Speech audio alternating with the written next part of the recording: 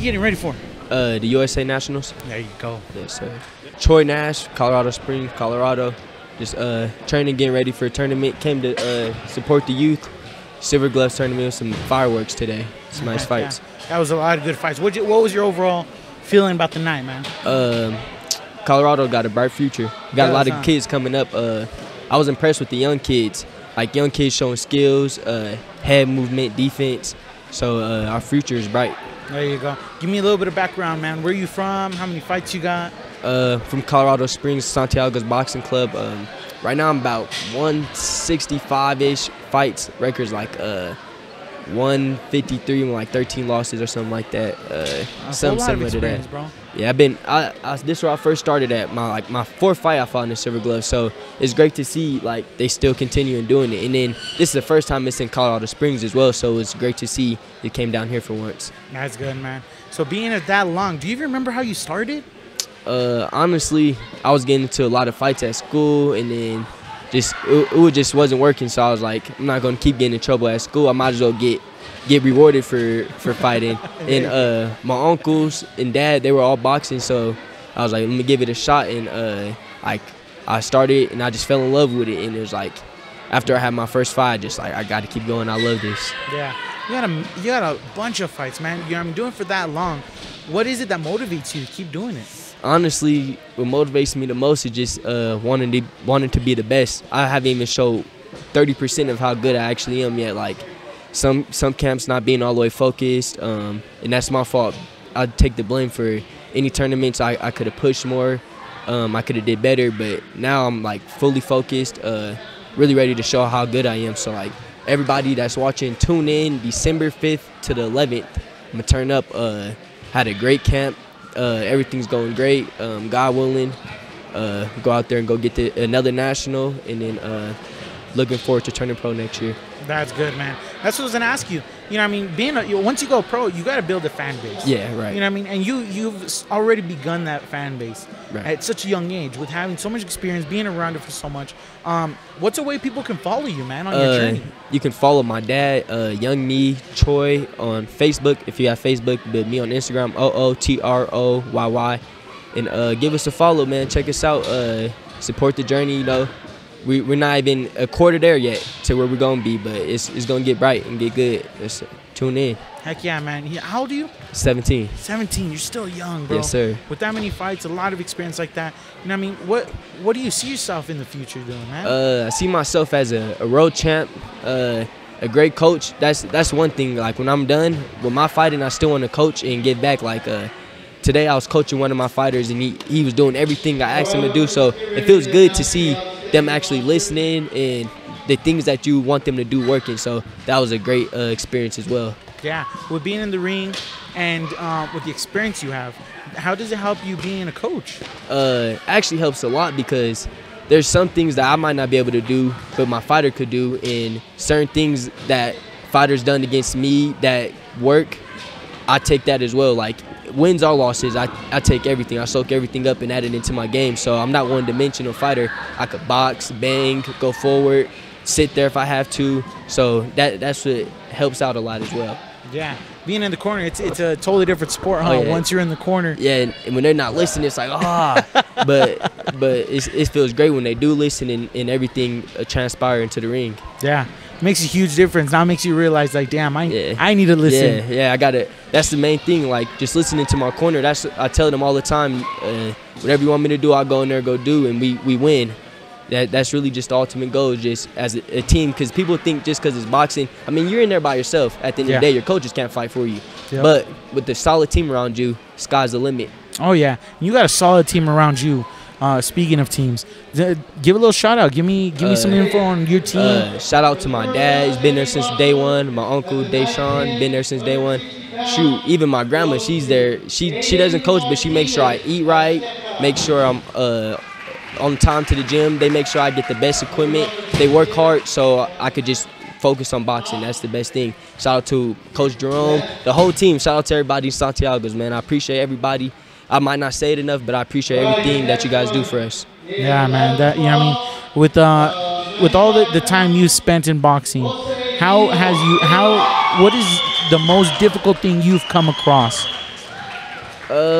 Honestly, I say staying focused. Yeah. Because coming up, when you get into middle school, you got volleyball games after school with your friends. You got basketball games, football games, and you want to go do that, but you got a fight coming up, so you need to be in the gym. So it's like hard to stay focused with a whole bunch of things going on. And then honestly, as an amateur, I mean, a lot of people don't really feel like they're getting rewarded for winning, so they're like, I'm not getting no money or nothing yet. But that's the thing. If you join boxing for money, then you might not be in it for the right thing, because the money's gonna come. You just got to be patient. Like, there's no point in rushing into things, taking bad deals or anything.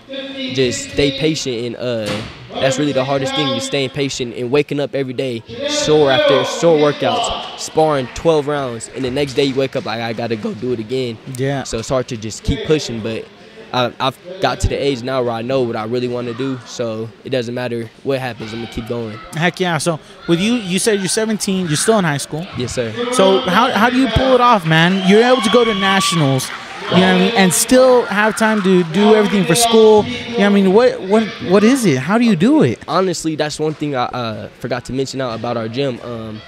We offer a tutor program. My coach's wife, she teaches. So if you ever get behind in school, we got a computer lab as well in there. So honestly, you got to have all A's and B's, or you can't even fight. Like, some of our fighters weren't able to fight because their grades wasn't up to par. So my team helps out with that. I do online school because it's hard to train and then go to school, train. And I wake up in the morning, I could go run now, then go train later on. It makes it a lot easier, but it's still hard having to go to school. So after this last year of high school, I'll be able just to focus 100%. That's good, man. To hear that, you know what I mean? Boxing is a very, very awesome sport.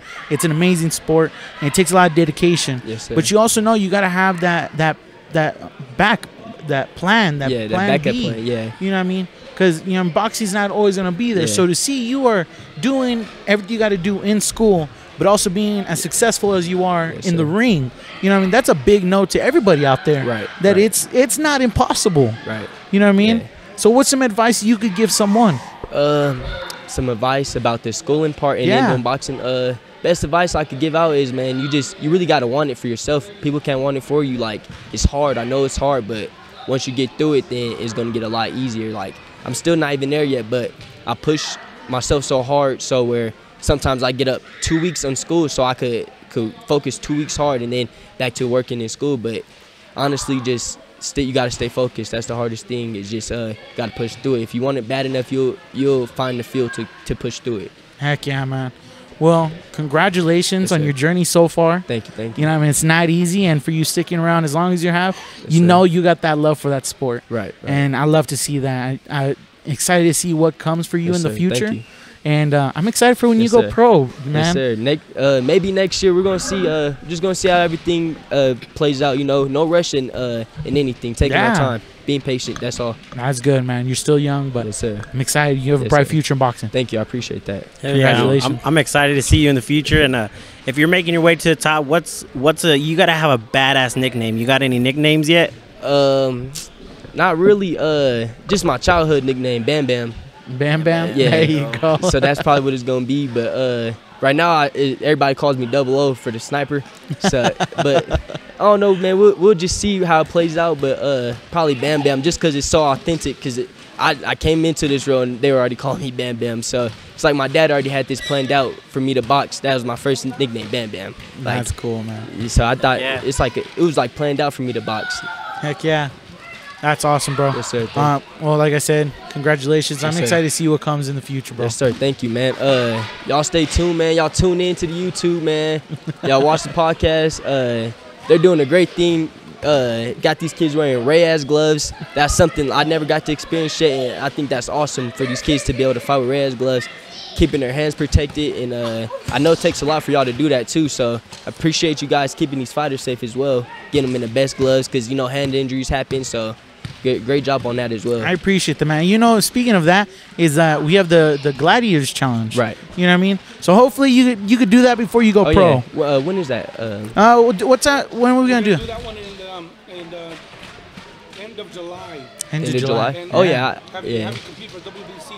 Oh, WBC. Oh yeah, I'll be there. I'll Heck be yeah, there. man. You got to Yes, take one sir. of those home before Yeah. you retire Yeah, from the honestly, amateurs, that'd probably bro. be one of my last amateur fights. I'll do it. There and it's you in go. Colorado too. I don't really get to fight in Colorado like that, so that'll be something great to do. Yeah, yeah, man.